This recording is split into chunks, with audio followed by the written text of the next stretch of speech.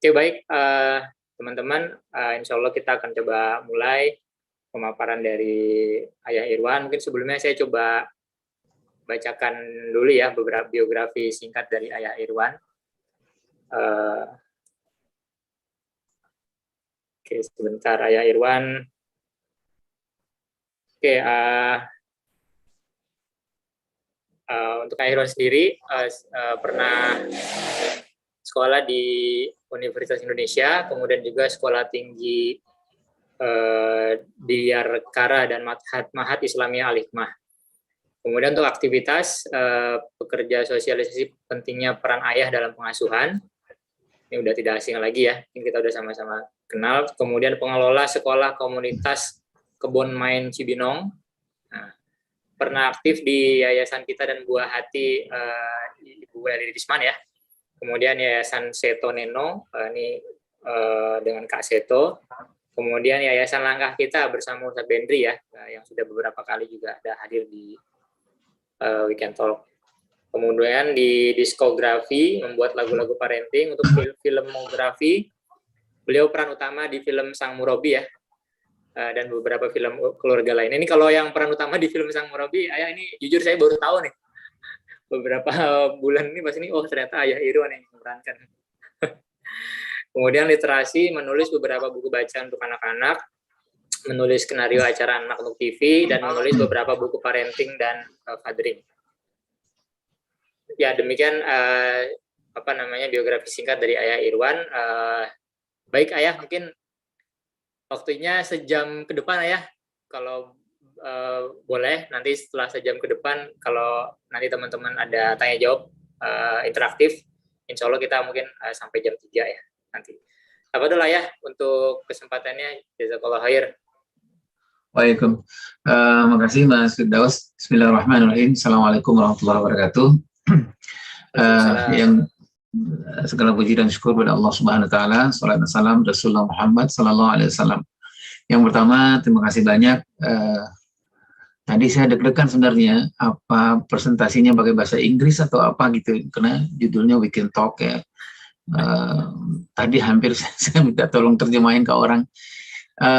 Teman-teman yang bilang Allah SWT, kalau saya ini bukan pakar nih, saya lebih kepada sebenarnya praktisi pendampingan aja gitu. Jadi memang sekitar berapa ya, 23 tahun yang lalu lah gitu, bantu-bantu Bu Eli Risman mendirikan Yayasan Buah Hati, dan kemudian saya lebih banyak diminta untuk konsentrasi ke pendampingan keayahan, karena ternyata memang ada banyak persoalan yang terjadi di Indonesia ini.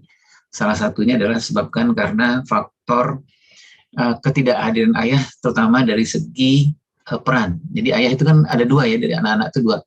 Anak itu membutuhkan tokoh secara fisik dan membutuhkan peran, membutuhkan secara psikologis gitu.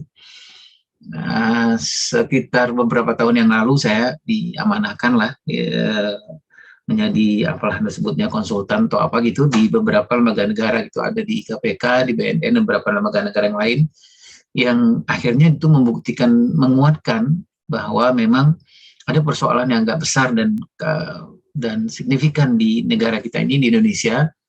Karena kami misalnya di KPK itu menemukan banyak sekali persoalan-persoalan korupsi, atau saudara-saudara kita yang sedang diuji sama Allah, korupsi itu, persoalan paling besar dia itu adalah kalau laki-laki dan perempuan itu adalah usia dia di usia 7-14 tahun sebenarnya, usia 8-15 tahun. Jadi usia di mana itu kalau kita melihat dari ilmunya fathering itu adalah usia pembentukan kelaki-lakian, pembentukan keperempuanan yang paling optimal sebenarnya di usia 7-14 tahun sampai 15 tahun. Jadi banyak sekali persoalan yang terjadi mana seorang ayah atau seorang suami itu kepribadiannya itu banyak bersoal, itu karena bukan persoalan di umur dia ketika dia menjadi ayah, menjadi suami, bukan, tapi karena deposit pengasuhan dia terutama di golden period gitu ya, di usia-usia 7-14 tahun sampai 8-15 tahun. Ketika saya bantu teman-teman di KPK, kita menemukan seperti itu. Saya bantu teman-teman di BNN juga menemukan banyak sekali anak-anak kita yang di usia SMA dan perguruan tinggi itu yang menjadi delivery man gitu, menjadi yang membantu para bandar itu. alasan dari mereka untuk membantu bandar itu bukan karena mereka butuh uang, tetapi mereka kenapa mereka mau bekerja sama dengan para bandar itu dengan kadang-kadang transaksi per hari itu bisa sampai ratusan juta teman-teman ya. Anak-anak kuliah sampai anak SMA sampai kuliahan ini.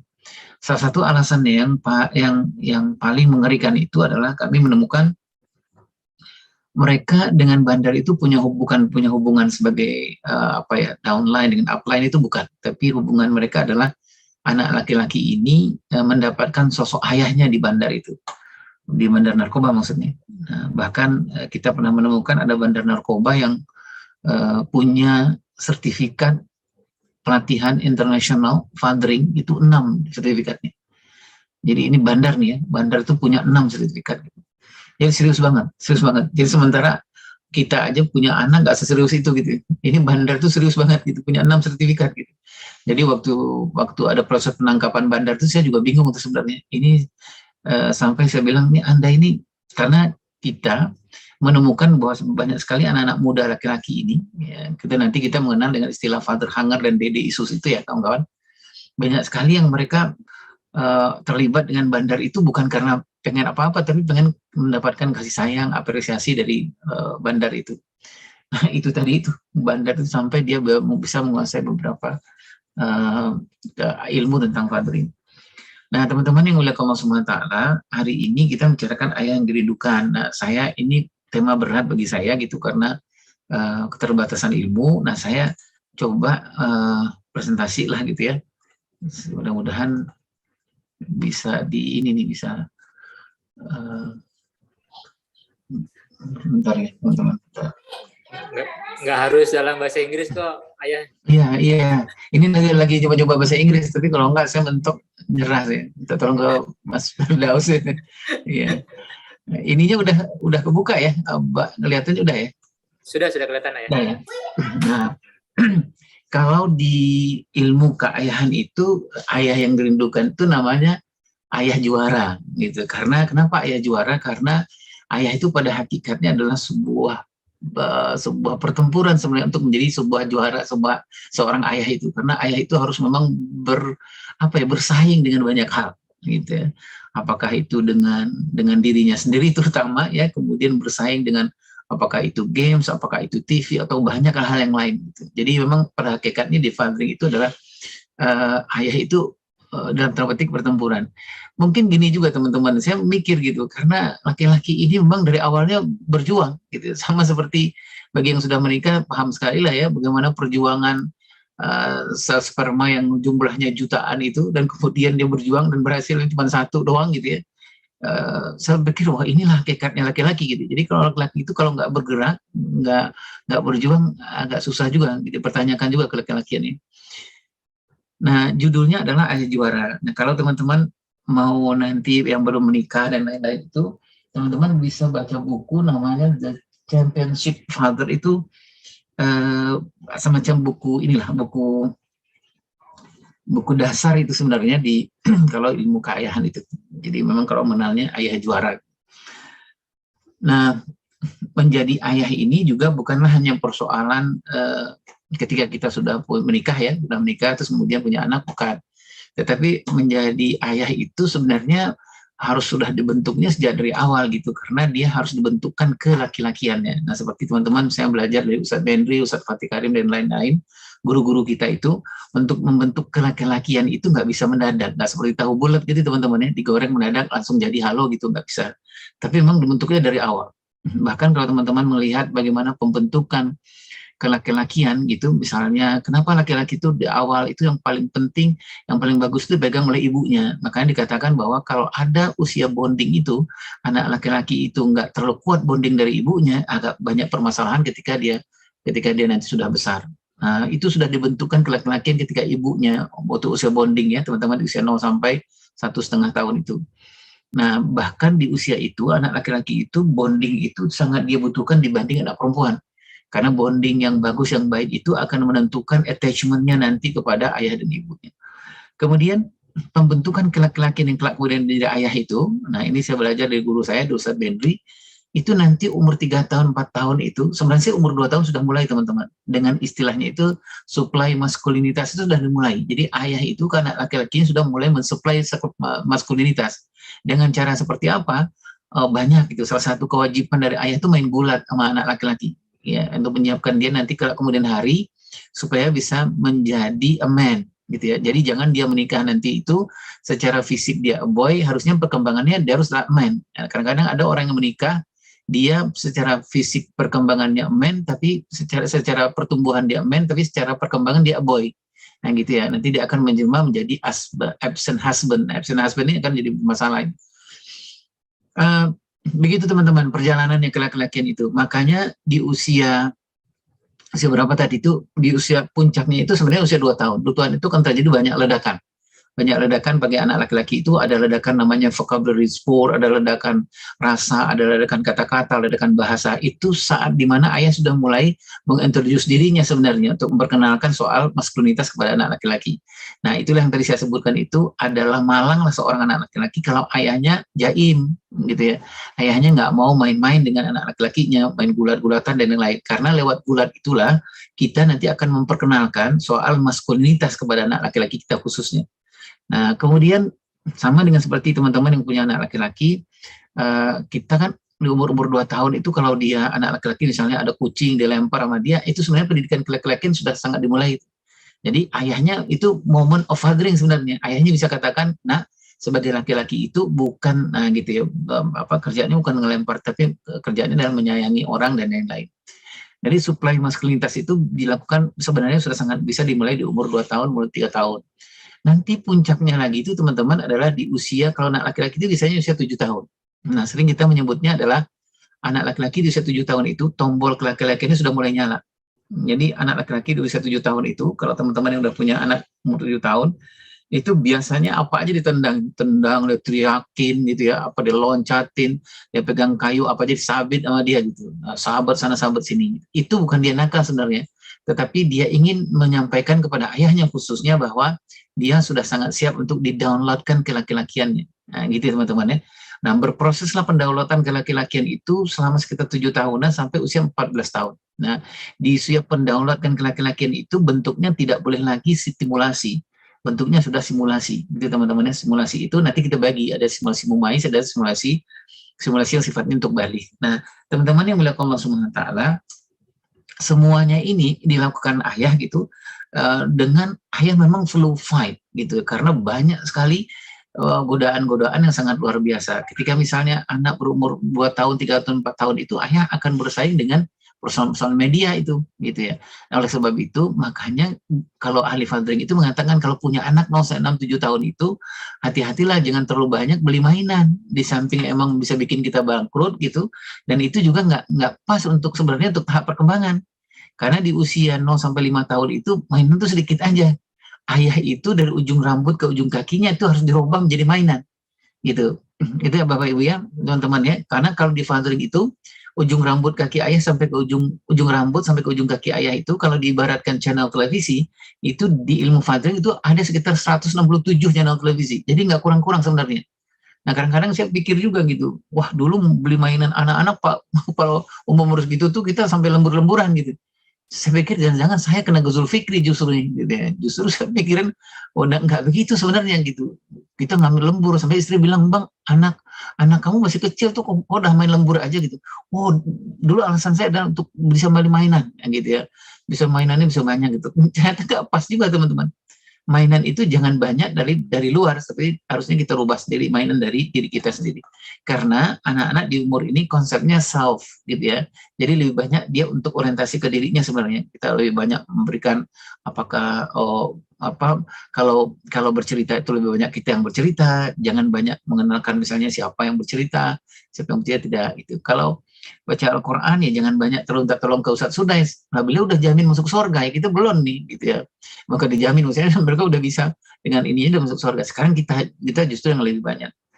Makanya programnya anak-anak di usia anak laki-laki di usia itu kan ada program semacam Hirasatul Quran gitu ya. Jadi bapak dan ibunya itu ronda baca Al-Quran untuk menghebatkan anak-anak kita di usia itu.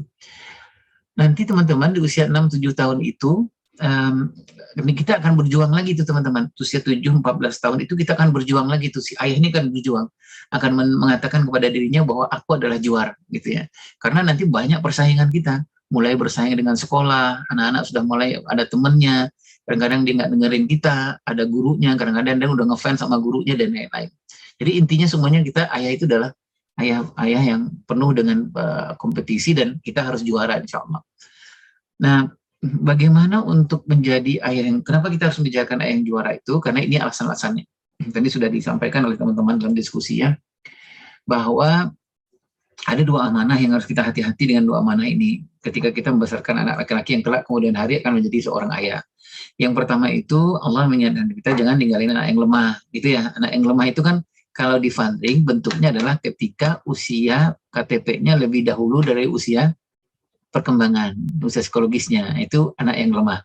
Idealnya, kalau kita mau sukses dalam menjadi seorang ayah dalam mengasuh anak-anak itu adalah ketika usia psikologisnya harus lebih maju dari usia biologisnya. Itu idealnya. Gitu. Jadi teman-teman bisa lihat nanti misalnya di Siro, bisa teman-teman lihat di kisah-kisah sahabat. Gitu. Jadi kalau kita sukses nih dalam mentarbiyah anak-anak dan mengasuh anak-anak kita itu kelak adalah ketika usia KTP-nya 18 tahun, usia psikologisnya harusnya lebih dari 18 tahun. Nah, gitu.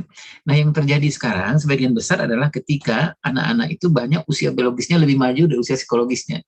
Nah, ini ayah yang berperan ini, terutama di tahap-tahap tertentu, tahap perkembangan tertentu, ayahlah yang akan memberikan bagaimana anak-anak itu lebih banyak mendapatkan kematangan-matangan secara psikologis, sehingga kelak kemudian hari dia akan usia psikologisnya lebih maju dari usia biologisnya. Kemudian kewajiban ayah tadi dibacakan oleh Ustadz tentang kalau kemudian hari kita akan ditanya sama Allah ya, kan kita diminta pertanggungjawaban bagaimana kita mengasuh mendidik anak-anak kita. Terutama nanti kita akan lihat dari misalnya dari tahap-tahap perkembangannya. Di umur 0 sampai 2 tahun anakmu perkembangannya ini, apa yang kamu lakukan? Gitulah ya teman-teman ya, ayah bunda.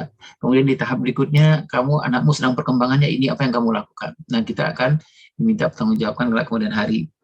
Kemudian ada amanah dunia istilah saya. Yang pertama itu adalah dunia membutuhkan ayah. Ayah bunda, teman-teman yang melihat Allah SWT, tadi saya menyebutkan di beberapa konferensi keayahan yang saya ikut di beberapa negara itu, banyak penelitian yang menyebutkan persoalan-persoalan yang banyak terjadi di negara-negara ini, di dunia ini, adalah persoalan kepemimpinan, gitu teman-teman ya. Ada seorang presiden, perdana menteri, ataulah kepala negara gitu, yang ketika dia memutuskan itu banyak persoalan sebenarnya adalah persoalan keayahan gitu. Dia mungkin lulusan universitas terbagus, terbaik dan lain-lain gitu, mungkin pangkatnya tinggi, tetapi secara kepribadian dia tidak laki-laki dalam tanda petik. Ya, jadi ada presiden yang ragu-ragu, ada yang presiden yang terlalu banyak dipengaruhi orang lain, dia nggak punya kepribadian untuk memutuskan. Ada presiden yang ada perdana menteri atau kepala negara gitu yang nggak berani menghadapi persoalan. Ini yang salah satu yang menyebabkan banyak sekali terjadi apakah pertengkaran di muka bumi ini, atau ada keputusan-keputusan diambil oleh kepala negara atau presiden atau perdana menteri yang disebabkan keputusan itu ngaco sebenarnya. Kenapa ngaco? Karena memang bukan karena kelemahannya secara ilmu pengetahuan, bukan, tapi lebih kepada persoalan ada beberapa laki-laki yang dia nggak punya, gitu ya bunda ya. Jadi ini satu alasan.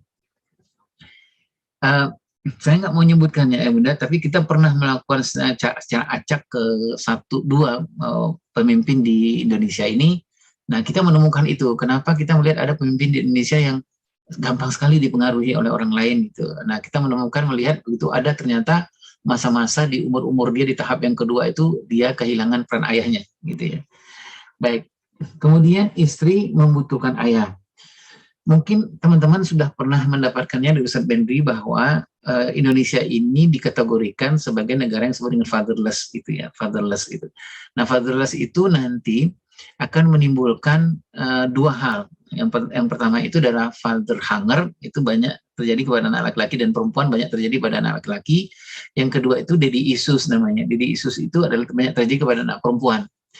Nah, itu kalau nanti negara itu terkategorikan fatherless country gitu. Tetapi teman-teman yang melihat Allah SWT di Indonesia gitu agak berbeda gitu ya. Indonesia ini negara fatherless country, tetapi dampaknya itu tidak seperti negara-negara yang lain. Kalau negara yang lain itu fatherless country itu dampaknya langsung ke anak-anak gitu ya. Yang tadi saya sebutkan itu father, hunger, dan daddy issues itu. Tapi kalau di Indonesia, anehnya fatherless itu terjadi, dampak yang paling utama itu terjadinya ke istri, gitu ya. Jadi terjadinya yang paling berdampak itu ke istri. Ada beberapa alasan. Satu alasannya kenapa? Karena di Indonesia itu sistem kerabatannya masih kuat lah. Jadi kalau anak itu nggak punya bapaknya, dia masih punya mamangnya, masih punya Pak D-nya, masih punya pamannya, dan lain-lain. Baik. Kemudian berikutnya, teman-teman, adalah berusaha jadi ayah juara. Ini ada 5 rahasia ayah juara yang teman-teman bisa baca di beberapa buku. Salah satu buku itu adalah apa judul saya lupa, The Secret of Effective Father kalau nggak salah ya. Nanti teman-teman bisa baca. 5 rahasia menjadi ayah juara, menjadi ayah yang dirindukan itu maksudnya. Nah, yang pertama itu teman-teman adalah cintai dan terhubung dengan diri sendiri, dengan diri kita maksudnya, dengan ayah. Dengan kita ini, ya, maksudnya cintai dan terhubung tuh gini teman-teman. Saya bagaimana sebagai seorang ayah yang ideal adalah kalau saya mengenal dan memahami diri saya sendiri, gitu ya. Kadang-kadang saya banyak mengenal itu lebih kepada fisik saya sebenarnya, apa Mas Firdaus. Banyak saya mengenal fisik saya, tapi saya tidak memahami psikologi saya. Nah, gitu banyak terjadi. Nanti kita akan melihat banyak sekali para ayah yang mengalami apa yang disebut hutang dan luka pengasuhan itu. Salah satu penyebab luka pengasuhan, hutang pengasuhan itu adalah ketika seorang laki-laki mengenal dirinya secara fisik gitu ya, kapan dia lapar, kapan dia ini, kapan dia yang sifatnya fisik. Tetapi dia nggak banyak memahami tentang dirinya. Gitu. Misalnya apa? Kenapa dia orangnya suka pemarah? Kenapa orangnya itu penakut? Gitu. Kenapa dia sukanya flight bukan fight?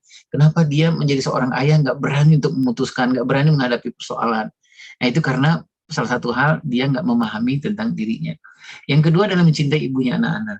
Nah mencintai ibunya anak-anak ini seperti yang teman-teman ketahui kan, kita sebelum kita mencintai anak-anak kita kan kita harus mencintai ibunya anak-anak ya gitu, karena kita berharap betul untuk anak-anak yang akan hebat yang dilahirkan oleh istri kita itu, kita harus betul menjaga istri kita gitu, dengan mencintai ibunya dari anak-anak.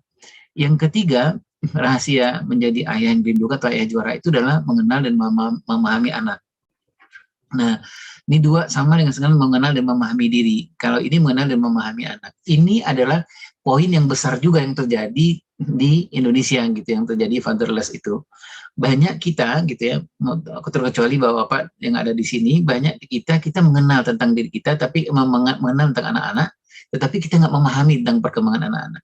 Saya mau jujur misalnya gini, jujur ke saya gitu. Saya udah berapa tahun menikah itu, kalau ditanya, paham nggak tentang anak-anak gitu? Saya mau jujur saya nggak paham. Gitu. Kenapa? Karena saya nggak punya bukunya tahap perkembangan anak. Jadi kan menjadi persoalan besar ya teman-teman ya, kalau kita menghebatkan anak-anak kita, tapi di rumah tuh nggak ada buku tahap perkembangan anak-anak gitu. Jadi lucu juga kita mau menghebatkan anak, tapi kita nggak mengenal anak gitu. Nah ini adalah salah satu poin yang sangat kritis ini sebenarnya di keayahan. Jadi banyak sekali dia mengenal anak secara fisik, kapan anaknya lapar, bagaimana anaknya tingginya udah tambah apa belum, besar badannya bertambah apa enggak, berapa kilo, itu kita kenal. Tetapi kalau ditanya anakmu umur berapa? Umur 7 tahun. Kamu tahu nggak perkembangan anakmu 7 tahun itu seperti apa? Kamu membesarkan anakmu dengan kamu mengenal memahami anakmu atau tidak? Kecenderungannya teman-teman bisa baca di Global Parent Survey itu, teman-teman bisa baca bahwa hampir sebagian besar orang tua Indonesia, kalau dia ditanya gitu, bagaimana kamu membesarkan anak-anakmu, itu lebih banyak diserahkan ke sekolah sebenarnya. Gitu. Jadi anakmu umur 4 tahun, 7 tahun, tahu nggak kamu akan apa yang kamu lakukan? Nggak tahu. Gitu. Yang kecuali ada satu hal, yaitu memberi makan dan minum. Tapi misalnya bagaimana, apakah di umur 7 tahun itu kompetensi emosinya sedang berkembang atau enggak? Nggak tahu juga. Gitu. Nah akhirnya apa? Diserahkan kepada sekolahan. Nah alhamdulillah kalau sekolah itu benar. Gitu ya, kalau sekolah itu ngerti, kalau nggak sekolah itu nggak ngerti, wah anak-anak kita kasihan. Jadi kenal dan memahami anak. Yang keempat dan kelima adalah kembar ini ya, ayah yang juara itu adalah ayah yang komitmen. Komitmen dia sebagai brandnya sebagai seorang ayah, dan dia komitmen dengan bahwa sebutan ayah itu dia akan melaksanakan apa tugas-tugas keayahan. Yang terakhir itulah konsisten. Jadi 4-5 ini penutup menjadi ayah juara itu, istiqomah dan istimroriyah itu. Kita lihat sebentar ya teman-teman. Yang pertama adalah mencintai dan terhubung kepada diri sendiri. Ini paling penting di dunia keayahan, di fathering itu. Yang pertama, teman-teman yang oleh Allah SWT, Yang pertama kita periksa itu relasi spiritual. Ini paling penting di dunia keayaan karena saya belajar dari guru-guru kita, Ustaz Benri, Ustaz Fatih Karim, dan yang lain itu, ada beberapa kitab yang menyebutkan bahwa persoalan kita dengan anak-anak kita, persoalan kita dengan pasangan kita itu di rumah tangga, salah satu sebabnya adalah harusnya yang diperiksa itu bagaimana relasi spiritual ayah dengan Allah Subhanahu wa taala. Jadi memang seperti apa relasi spiritual ayah itu sangat menentukan nanti seperti apa bentuk pengasuhan kita kepada anak-anak kita, bentuk kita mengelola rumah tangga.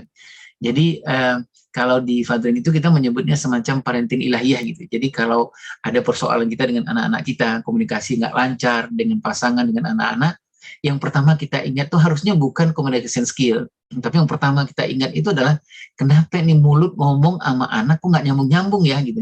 Nah, yang pertama kita ingat itu adalah jangan-jangan gitu, jangan-jangan mulut kita ini udah Allah cabut keberkahannya. Mungkin mulut kita ini zikirnya kurang, tilawah Al-Qur'annya kurang, banyak ghibahnya dan lain-lain.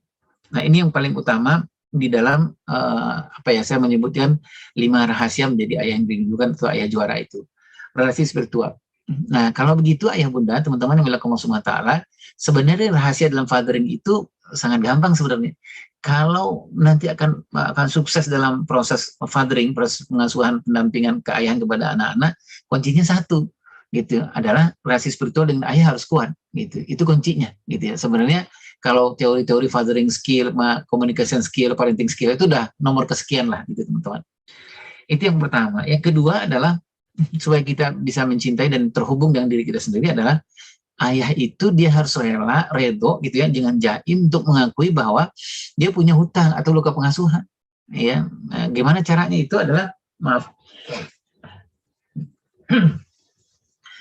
adalah mengakui kalau hutang dan luka pengasuhan itu biasanya adalah kepribadian yang bentuknya sudah terus-menerus dan internalize ke dalam diri kita, gitu teman-teman ya. Misalnya begini, saya dikenal sama orang tuh sukanya flight bukan fight.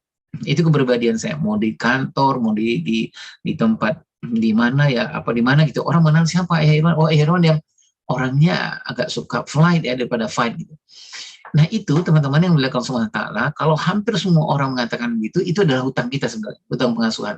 Hutang pengasuhan itu apa? Kenapa saya orang yang suka flight, nggak suka fight? Karena begitulah deposit pengasuhan saya di golden period dulunya. Golden period itu 0 sampai 14 tahun sampai 15 tahun. Jadi saya nggak dilatihkan bagaimana fight gitu ya. Jadi kalau ada persoalan di umur-umur 7, 8 sampai 15 tahun waktu itu, saya langsung dilindungi oleh orang dewasa sekitar saya gitu. Apakah bapak ibu ataukah abang saya, kakak saya gitu. Jadi saya nggak sempat untuk mengetahui konsep apa yang disebut dengan hands on dan minds on itu.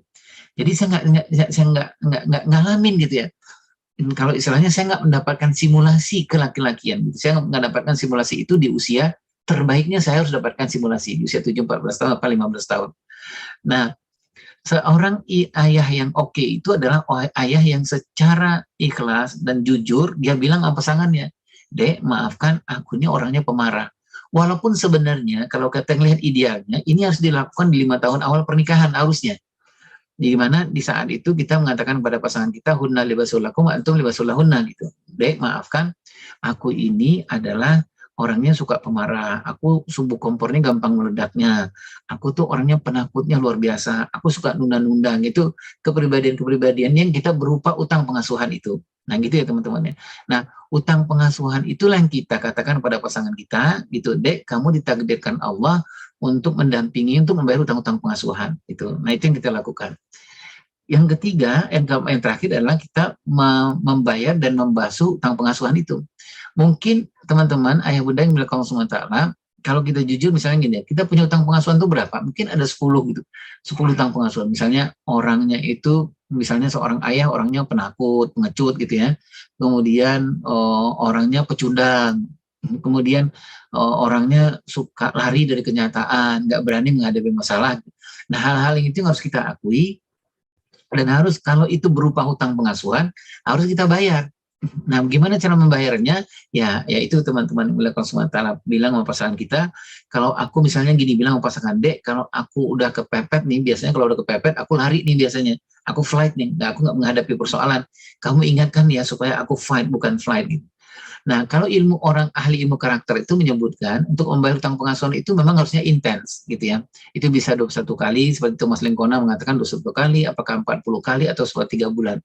Nah, kita harus menyelesaikan itu. Kalau ada 10 hutang pengasuhan kita cicil hutang pengasuhan itu. Kenapa idealnya bapak-bapak ini harus membayar hutang pengasuhannya di 5 tahun awal pernikahannya, supaya sebelum anak datang, kalau anak udah datang, nanti khawatirnya anak itu mengcopy paste apa hutang-hutang pengasuhan kita.